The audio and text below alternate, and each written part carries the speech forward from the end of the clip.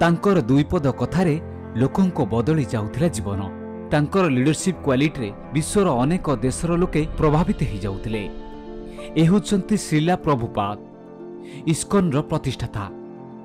पाकिस्तान भली मुसलमान देश रे 12टी हिंदू मंदिर प्रतिष्ठा करथिले ए प्रभावशाली व्यक्ति। भगवान श्रीकृष्ण को विचार एवं भागवत गीता एवं हरिनाम को विश्व दरबार को आनिबारे से गोटे मनीष। पूरा नाम अभय चरण अरविंद भक्ति वेदांत स्वामी प्रभुपाद। पूरा दुनिया रे निजर इस्कन संगठन करथिले, जेउथिरे अनेक शिष्य शामिल होइथिले। सेप्टेम्बर 1, 1896 रे बेंगल कोलकाता रे जन्म ग्रहण करथिले। प्रभुपाद जेतेबेले 14 वर्षर थिले मांकर वियोग हो जाइतिला। आउ से कष्ट को जेमिति सेमिति से समय रे संभाली नैथिले। बयस कम थिला किंतु पाठ पढ़ारे तांकर रुचि बहुत रहितिला।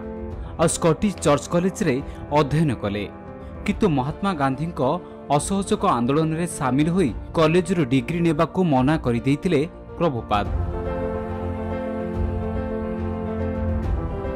प्रभुपाद आरंभରୁ जणे सन्यासी नथिले। समय बीतिबा सह तांकर जीवन रो लक्ष्य भी बदली जाइतिला। प्रयागराज अलाहाबाद रे तांकर निजर गोटे फार्मासी भी रहितिला। 1922 मसिया रे से तांको गुरुंको सह देखाइतिले।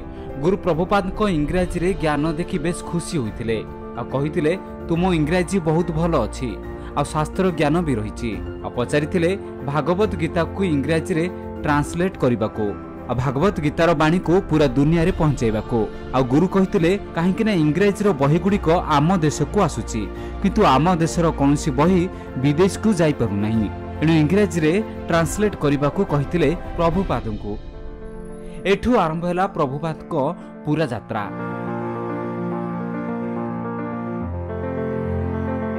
घरे भागवत गीता को ट्रांसलेट करिबा आरंभ करितिले। सेतबळ समय रे ना थिला लैपटॉप ना थिला टाइपराइटर। घंटा घंटा धरी हाथ रे बसी लिखुथिले। एते बड़ पुस्तक को ट्रांसलेट करिबारे समय जाउथिला। दीर्घ 1 वर्ष बीती जाइथिला। बहु कष्ट रे ट्रांसलेट करी घरे रखिथिले, किंतु दिने प्रभुपाद घरे नथिबा समय रे तांको पत्नी चापति बदल रे कबाड़िया वाला को बिकी देइथिले ट्रांसलेट होइथिबा सी पुस्तकटी। आ प्रभुपाद घर को आसी जानिला परे सब दिन पाई घर छाड़ी चली गले। आ परे भी पुणी इंग्राजी रे भागवत गीता को लिखिबा आरंभ करदेले। आ वृंदावन चली गले, किंतु से जानिथिले जदि वृंदावन रे रहिबे तांको उद्देश्य पूर्ण होई परिबनी बा भागवत गीता को सारा विश्व रे पहुंचाई परिबे नाही। एणु से जानिथिले सेतबेल समय रे अमेरिका थिला बहुत प्रभावशाली एवं न्यूयॉर्क शहर भी प्रसिद्ध थिला। एणु से सीधा न्यूयॉर्क बाहरी गले। आ सेही समय रे प्रभुपादन को 70 वर्ष होइथाए। न्यूयॉर्क रे पहुंचबा को 32 दिन लागि गला। 2 थर हार्ट अटैक मध्ये आसीथिला। बैग रे केवल $7 टंका थिला, आउ किछि पुस्तक। सेतबेले प्रभुपाद को अमेरिका रे केही चिरि नथिले, किंतु से अमेरिका लोकन को भलरे जानिथिले। सेमानको जीवन शैली रहणी कथा भलो भाबे जानिथिले प्रभुपाद। ए समय थिला 1965 मसियार, जेतेबेले अमेरिका और वियतनाम मध्य युद्ध चलीथिला। आ किछि हिप्पीस अमेरिका को चली आसीथिले। आ सेतेबेले अमेरिका सरकार को पई एही हिप्पी माने मुंडो बिंधार कारण होइथिले। हिप्पीस माने मास मास धरी गाधौ नथिले, बिना वस्त्र रे एपट सेपट हुई घुरी बुलुथिले। आ मद धूम्रपान करी रास्ता घाट रे सबुआडे बेलगाम हुई घुरी बुलुथिले। आ सेही समय रे प्रभुपाद को नजर सीधा हिप्पीस मानक उपरे पड़िथिला। प्रभुपाद भलरे जानिथिले जे एमानक आग पछरे किए नाही। बेलगाम होई माताल होई बुलुछंती, निशा सेवन करूछंती। आ एमानको हरिनाम रो निशा सिखेबाकू पड़िबो। आ हुए तो एमाने एहाको आपणै पारंती। प्रभुपाद को एभली भावना किंतु एते सहज नथिला। हिप्पीस माने प्रभुपाद को सह बेले बेले व्यवहार खराब करिबा सह तांकर सामान भी चोरी करि नेउथिले। आ धूम्रपान करी धुआं तांको मुह उपर को भी छाड़िथिले। ए सबु भितरे प्रभुपाद मन उणा करि नथिले। आ दिने जण हिप्पीस को प्रभुपाद कहिले, तुमे जे निशा करूछ ता ठारू आहुरी बड़ निशा अछि, जानिबा को चाहुछ कि? हिप्पीस जेतेबेले हां करिथिला तापरे हरिनाम रो निशा को ताको देइथिले। आ प्रभुपाद एमिति भाबे दिनकु दिन समस्तंकु सामिल करिदेले। आ प्रभुपाद संज सकाळे सेमानकु भागवत गीता सुनाइले आ सेमानकु भी धीरे धीरे यह भलो लागिला।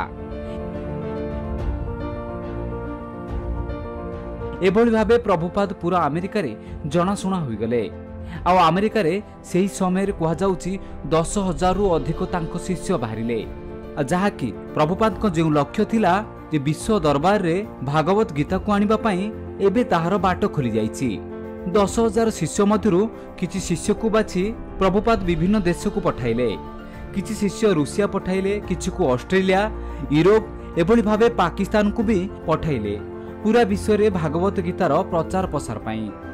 आ गोटे समय एमिति भी आसिला प्रभुपाद को पाखरे टंकार अभाव हैला एवं से स्थिर कले धूपकाठी बिक्री करिबा पाई। आ निज शिष्य मानक सहायता रे सब बेले धूपकाठी बिक्री करिबा आरंभ करिदेले। आ देखु देखु मात्र 3 वर्ष भितरे $1 मिलियन रेवेन्यू पाखक आसिला। आ तापरे 6 कोटी पाखापाखी पुस्तक पूरा दुनिया रे बिकिदेले। आउ जहा प्रॉफिट हाथ को आसिला सेथिरे मंदिर निर्माण कार्य आरंभ करदेले। जो मंदिर नाम थिला इस्कन मंदिर। आ भागवत गीता को 25 भाषा रे ट्रांसलेट करी सारा दुनिया रे बिकिले। आ प्रभुपाद को सारा विश्व जानि नेला। एवं दिनकर समय जने रिपोर्टर जेतेबेले प्रभुपाद को पचारिथिले आपण कोन भगवान की? आ जवाब रे प्रभुपाद कहिथिले मो भगवान नुहे, मो भगवान को जने साधारण सेवकटिए मात्र। मुखरु बाहुरुथिबा शब्द रे लोकंको जीवनर दिग बदलाई देउथिले प्रभुपाद।